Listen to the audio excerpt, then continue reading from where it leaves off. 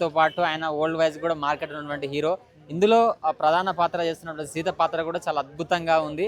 ఆమె అంటే ఇంతకుముందుకు తెలుగు, కన్నడ, మలయాళం ఇట్లా ఉండే కానీ ఆమె ఇండియన్ యాక్టర్ కూడా అయిపోయింది.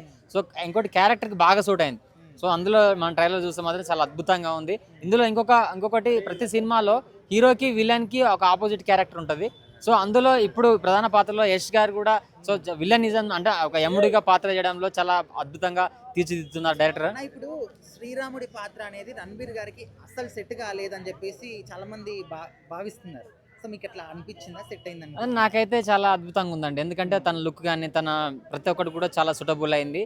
సో గతంలో కొన్ని సినిమాల్లో ఆయన చాలా మంచి న్యాచురల్ యాక్టర్లో వెయిట్ ఉన్నటువంటి యాక్టర్, ఇండియన్ యాక్టర్లో మన రాజమౌళి గారే చెప్పారు చాలా గొప్ప యాక్టర్ అని చెప్పేసి. ఇండియాలోనే మంచి యాక్టర్.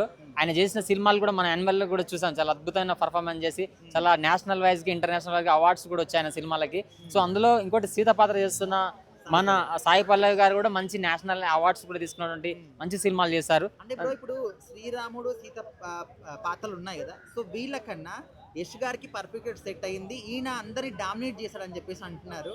అంటే డైరెక్టర్ నితీష్ తివారీ ఏంటంటే ఆయన ఎవరికైతే ఏ రోల్ సూట్ అవుతుందో అదే సెలెక్ట్ చేసి పెట్టారు. కాబట్టి యష్ అనేది ఒక పర్సనాలిటీ హీరో, వెయిట్ మంచి ప్రభాస్ లా కట్అవుట్ ఉన్నటువంటి హీరో. సో ఆయన విలనిజానికి కూడా సూట్ అవుతాడు కాబట్టి సో మన రానాలాగా డైరెక్టర్ గారు అలా ట్రీట్ చేశారనమాట.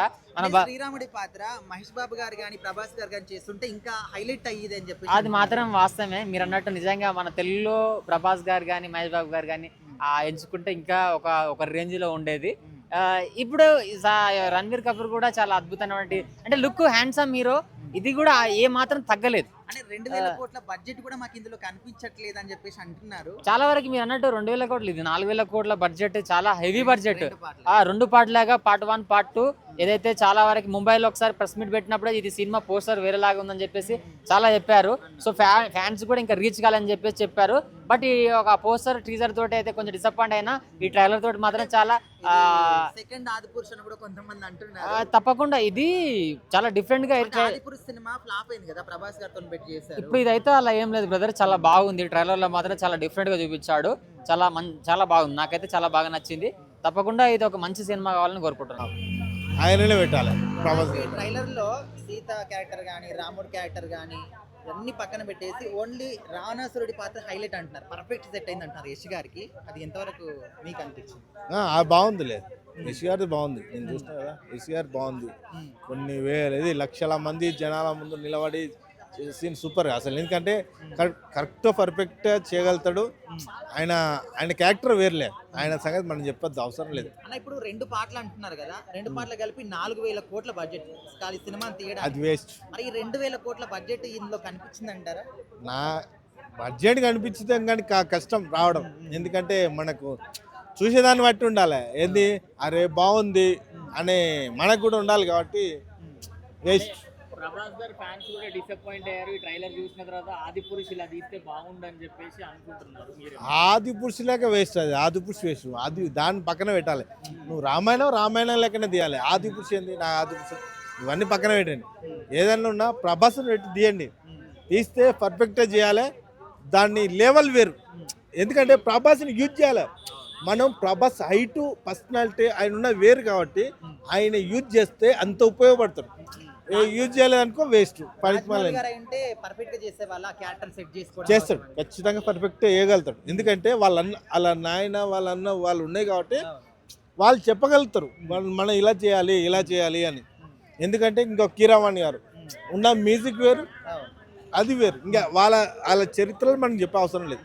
ట్రైలర్ మాత్రం అదిరిపోయింది.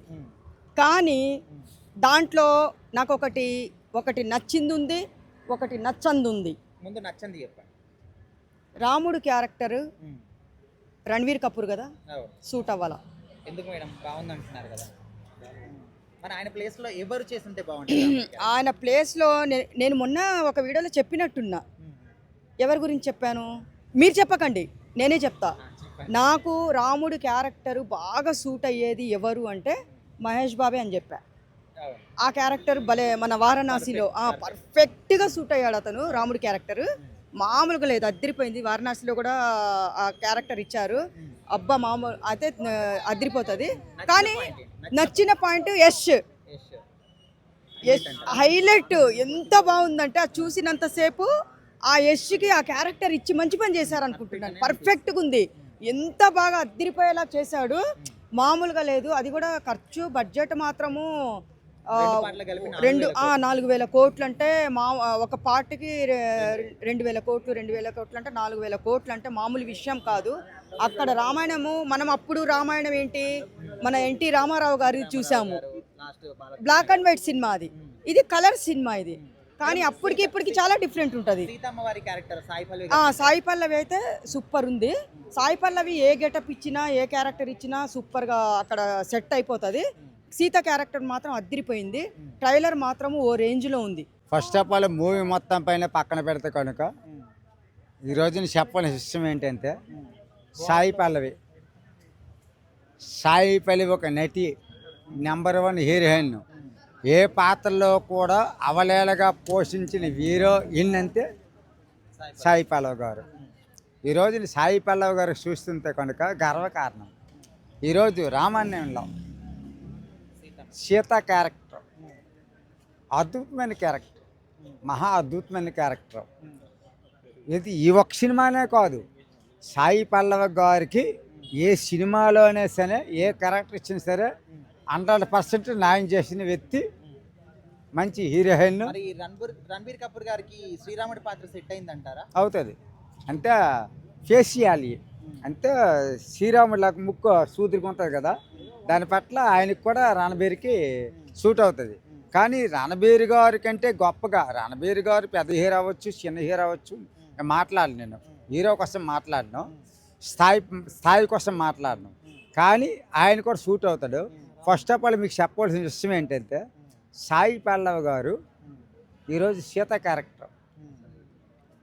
క్యారెక్టర్గా పోషించారు కదా, 100% న్యాయం చేస్తారు. అన్న ఇప్పుడు రాముడు సీత క్యారెక్టర్ల కన్నా కూడా ఈ ట్రైలర్ లో యష్ గారు చేసినటువంటి రావణాసురుడు హైలైట్ అంటున్నారు. సో అది మీకు ఎట్లా అనిపించింది?